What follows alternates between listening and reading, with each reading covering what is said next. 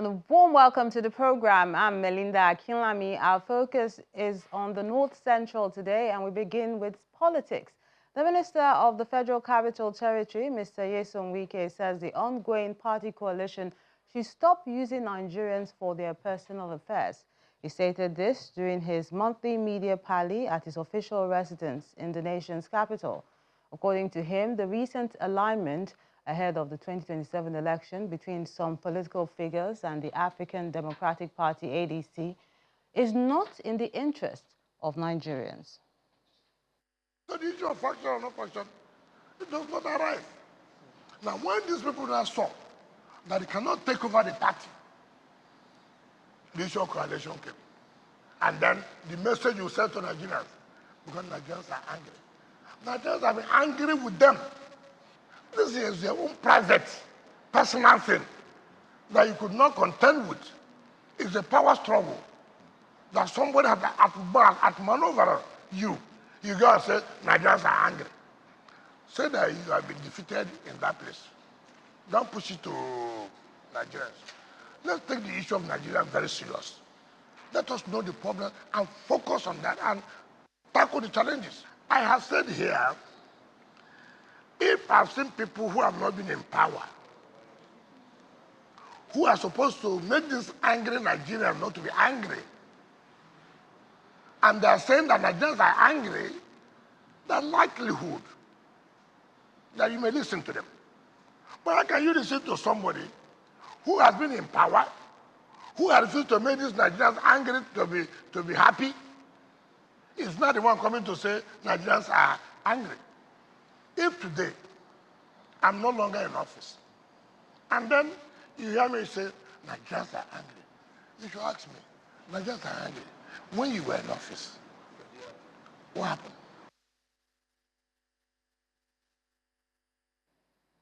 To agriculture now. Extension agents, relevant stakeholders in the sector in Quir State, including members of civil society groups, have commenced a 5-day training program on steps to reduce the adverse effects of climate change, especially on livestock production. At the opening ceremony of the capacity training program organized by the Quir State Livestock Productivity and Resilience Support Project, LPRES, the State Commissioner for Livestock Development, Mrs. Omotoyosi Thomas, said it's imperative for smallholder farmers and locals to understand climate change and its impact for better productivity.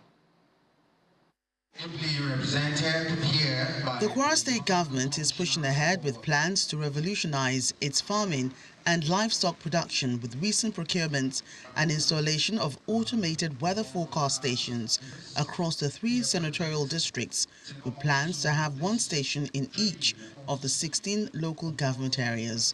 Fixing our timelines as we proceed. Select extension agents and farmers in Quir State are being trained on how to use data from these automated weather stations to practice smart agriculture. The training is a collaboration between the Quir State government and the National Agriculture Extension and Research Liaison Services and Ahmadu Bello University, Zaria, in Kaduna State. It's an extensive training. We're going to train them on smart agriculture, and we're also going to train them on how to use the weather stations, the automated weather stations that we now have in the state.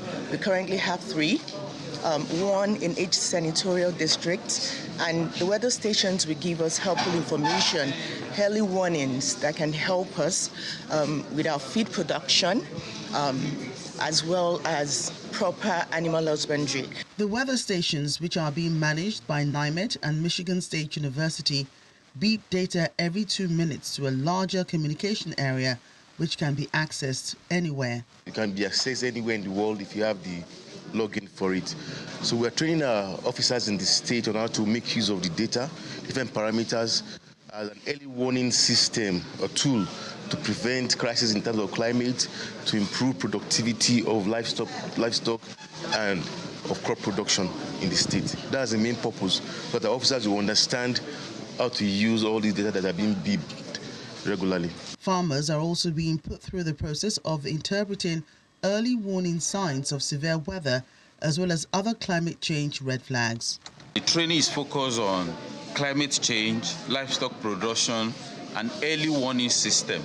Early warning system is important because if the farmers have the information about changes in climate that could affect their productivity, they will be able to react instead of, they will be able to plan against the element of the climate faster, and then they will save their investment in the agricultural space. Agriculture experts believe that frequent training such as this is capable of taking the agriculture practice in Quir State to a higher level. The Special Advisor to the President on Livestock Reforms, Professor Atahiru Jega, says the time to transform the livestock sector is now, and failure to act will only deepen conflict, poverty, and economic underperformance.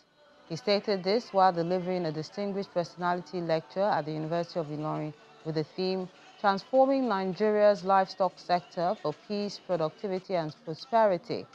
The lecture was organized in honor of the Chairman, Senate Committee on Agriculture, Senator Saliu Mustafa, who threw his weight behind the federal government's livestock reform program. Contributing to an estimated 7 to 9% of agricultural GDP and providing direct and indirect livelihoods to over 20 million Nigerians, this sector is not merely a subsector of agriculture, it is a fulcrum upon which rural livelihoods, nutrition security, and interregional trade dynamics pivot. Yet, despite its undeniable importance and vast latent potential, Nigeria's livestock sector remains ensnared in a web of deep-seated structural inefficiencies. These include antiquated production systems, fragmented value chains, weak animal health services, and suboptimal policy coordination across all tiers of governance. Today is to even enlighten some of us who are lawmakers on the need why we must take the livestock business very seriously. He has taken us through the importance of having a well-structured livestock in our day-to-day affairs, from the health benefit to the commercial benefit and to the issue of national security. The Federal Capital Territory Emergency Management Department is warning residents who live in flood-prone areas to evacuate as the rainfall in the nation's capital increases. The head of Forecasting, Response and Mitigation at the department, Mr. Ian Mark, raised the alarm during an enlightenment and flood monitoring campaign in some high-risk communities in Kogi and Kwali area councils. The rains are here, and communities in the nation's capital are expecting the flood. To avert any disaster from the flood, the FCT Emergency Management Department is moving to communities that are flood-prone. Very stupid. The team is taking sensitization campaigns to residents of the areas at risk in Kogi and Kwali area councils, where they met with the traditional rulers of the communities. The agency is urging the community leaders to lead the campaign to ensure the safety of their subjects during the rains. The purpose of our visit today is to sensitize the community of Kwali of the impending flooding that was predicted with, from 9met and NISA on the probably flooded areas all over Nigeria, and in the area council of Abuja, Kwali was mentioned. Example of one of the villages in Kwali is Gumbo. So we come to the palace to sensitize the palace, and it goes on. When we meet the palace, we meet everybody, and the information will go down to the grassroots. According to the 2025 flood outlook for the Nigeria Hydrological Services Agency, 8 communities across 3 area councils were at risk of flood between April and June. Meanwhile, 6 communities are facing high flood risks between July and September this year. 17 communities in 4 area councils faced moderate flood risks between April and June this year, while 25 communities across all the 6 area councils are facing moderate flood risks between July and September this year. The traditional leaders pledged to take the campaign to the people while identifying the flood-prone areas within their domain. Fast approaching the rainy season. And what you have said, the message of this DG, we have heard it, and we want to assure you that this message will get to the grassroots. This flood kind of thing, we're all aware of it. We know how dangerous it is, and we'll try to relay the message to the chief, in which the chief will call maybe to district head, village head. We have ward heads also. They will all gather sometime, pass this information, and the information go down easily. With your coming, it will really help us, not just as a community, but also as an area council. One, to make sensitization from community to community, through religious groups, through the community leaders, and so many others, even Youth Vanguard. The management of the emergency agency is pledging to map out a safety plan to prevent any disaster during the rains. Over 3,000 farmers, agro-allied food processing and other value chain service providers have benefited from the 2025 International Funds for Agricultural Development IFAD input and equipment distribution in Benue State. The state coordinator of the program, Mr. Emmanuel Ibaukum, stated this in Makadi, the state capital, during the distribution ceremony.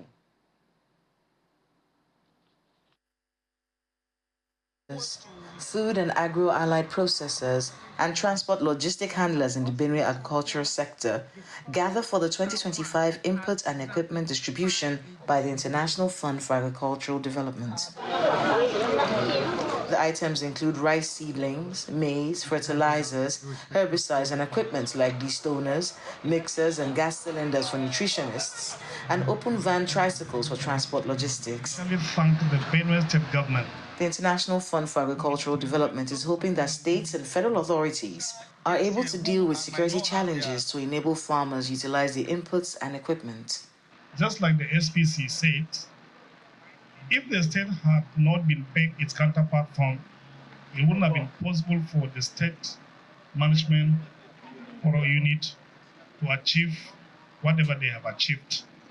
The state government is promising prompt payment of any outstanding counterpart funds while warning against the sale of the items. If we discover that we have sold your own, we will be sanctioned. If you even involve taking you to court, you don't know.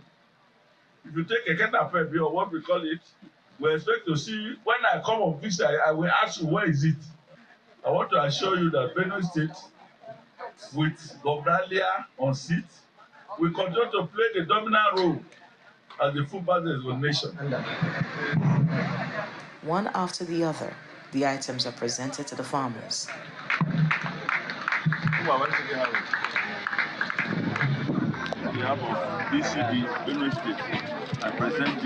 Over 3,000 farmers are benefiting from the initiative. Each of the farmers that is here today is going home with, for rice, 4 bags of NPK, 2 bags of urea, 2 liters of post and pre-emergency, and planting materials, certified seeds, and cassava cuttings for cassava producers. The first charge is that the inputs are being given at the right time, so we advise that they use them immediately on their farms, appropriately, and leveraging on the trainings we have given them.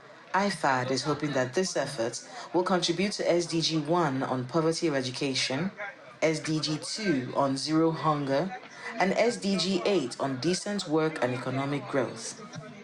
The governor of Nasarawa State, Abdullahi Sule, has performed the symbolic rice planting exercise in a V local government area. The governor performed the exercise during a visit to the state government's farm, which has been extended by 3,000 hectares for a new farming season, in addition to the previous 2,000 hectares located in Jangwa community of Awe local government area, making it 5,000 hectares. During the visit, the governor noted that the Rice Farm Project initiative aligns with the federal government's efforts at ensuring food security. Today, we have expanded the size of the land. If you remember, we planted the 2,000 hectares on the other side of Jangwa. Today, we are on the other side of Ayekeke, which is at the border actually with Obi local government. So that is where we are clearing another 3,000 hectares of land. And today is the day of planting. So after the rains yesterday, after the visit of Mr. President, which he came and left, and if you remember, Mr. President clearly reminded Nasarawa State to continue to focus on agriculture. So it is in line with that we are clearly going ahead with this expansion of the 3,000 hectares of land. And today is the day of planting, and that is the reason why I took my time to come and show them support by joining them in the planting. The day we have planted, and we are hoping that very soon we will come now and apply the chemicals, and after that we come back and apply the fertilizer. Staying in Nasarawa State, but this time we're talking politics. 18 executive committee members of the All Progressives Congress, APC, of Gayama Ward, Lafia local government area, have rejected the purported suspension of their state chairman, Mr. Aliu Bello, by 9 other members, led by the ward chairman and secretary. After an emergency meeting in Lafia, the state capital, they distanced themselves from the action, reaffirming their support for the state chairman. They noted that the actions of the ward chairman, Mr. Ibrahim Ilyasu, and ward secretary, Mr. Ibrahim Kwande, did not follow the party's constitutional guidelines. Ibrahim Ilyasu and Ibrahim Kwande are hereby suspended from office and subsequently referred to the appropriate disciplinary committee for investigation and sanctioned in line with the provision of the APC Constitution. The Executive Committee reaffirms its loyalty and unflinching support for the leadership of Dr. Ali Bello as duly recognized and legitimate state chairman of the All Progressive Congress, APC in bracket, Nasarawa State. Education is the bedrock of any nation's development, and in Niger State, one federal lawmaker is proving that by his action. Senator Sani Musa of Niger East Senatorial District has awarded 200 international scholarships to students in his constituency. The senator representing Niger East, Senator Sani Musa, has launched an international scholarship scheme aimed at empowering 200 young Nigerians from his senatorial district. Thank you very much. The beneficiaries will have the opportunity to study in top institutions in Singapore, India, and China. At the formal inauguration of the scholarship committee held in Mina, the senator was represented by the chairman of his advisory council, Baba Sule Bisalla. There are 2 countries that we are taking people to by the distinguished senator, Singapore, India, and 1 or 2 other countries more.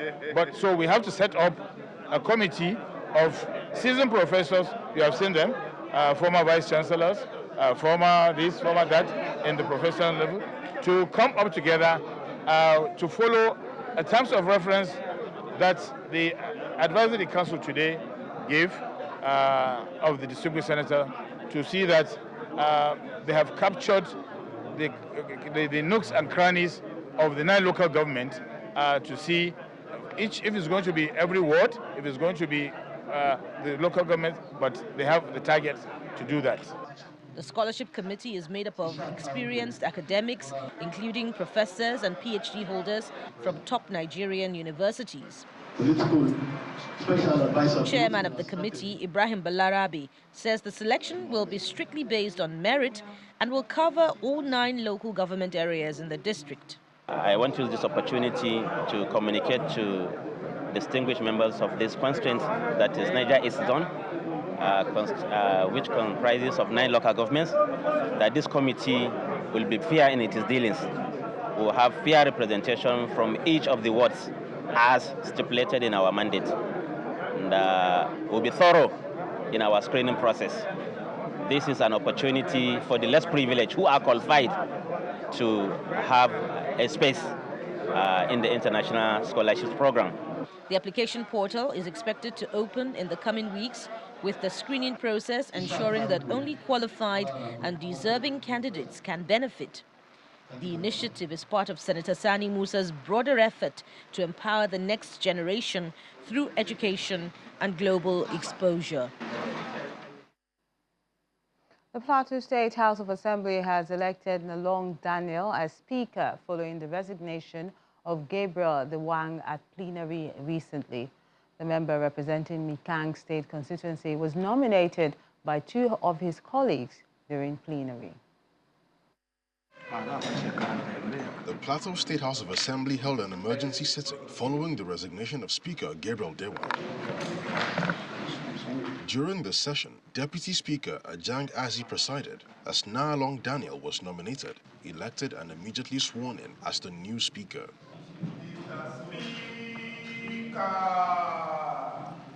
Honorable Daniel expressed gratitude to his colleagues, pledging transparent leadership and cooperation. Daniel previously served as the majority leader in the 9th Assembly. To my colleagues, I don't know how much of gratitude to express concerning this opportunity. I am not the best leader, I am one who has evolved. After his swearing-in, Speaker Daniel led members to meet Governor Caleb Mutfwang, who urged the legislature to sustain strong collaboration with the executive for state development. I want to thank all of you for putting Plateau first before your individual interests. And I want you to know that history will not forget you. History will remember that when you had this opportunity, you put Plateau first. Be rest assured that the executive will continue to collaborate with the House, will continue to respect the House, will continue to promote the House, and make sure that we work together for the benefit of Plateau people. Honorable Daniel assured that the House will support the executive in delivering good governance and democratic dividends, emphasizing unity and legislative stability. We understand our mandate is to complement every effort, because the synergy between the legislative and the executive is very key to the survival and the development of the people of Plateau State. And therefore, it is incumbent on us to give you all the necessary support to achieve this. Nobody will remember us outside you, and you cannot be remembered outside us. So therefore, it comes to our collective decision to work together towards ensuring that Plateau experiences the best of its kind. The change in leadership follows political shifts stemming from the 2024 Court of Appeal ruling, which sacked 16 PDP lawmakers and installed APC candidates in the State Assembly. The Kogi State Command of the National Drug Law Enforcement Agency, NDLA, has vowed to renew its strategies to ensure the reduction in the supply and consumption of illicit drugs. The State Commander of the NDLA, Dr. Umar Yahuza, stated this in Lokoja, the state capital, while briefing journalists at the command's conference hall as part of activities to mark the International Day Against Drug Abuse and Illicit Trafficking. He described the theme of the commemoration, "The Evidence is Clear, Invest in Prevention," as a framework for the agency's awareness campaigns and stakeholder engagement. These bags they are seen. These are bags and bags. I think we have over 5 tons in our exhibit store that we have seized bags and bags of cannabis sativa, which they call marijuana. Suspects have been sent to court and their cases are currently in progress. You can see different modes of concealment of how illegal drug dealers try to conceal the hard drugs to deter detection by NDLA and other law enforcement agencies. That's the program today. Thank you so much for watching. I'm Melinda Akinlami.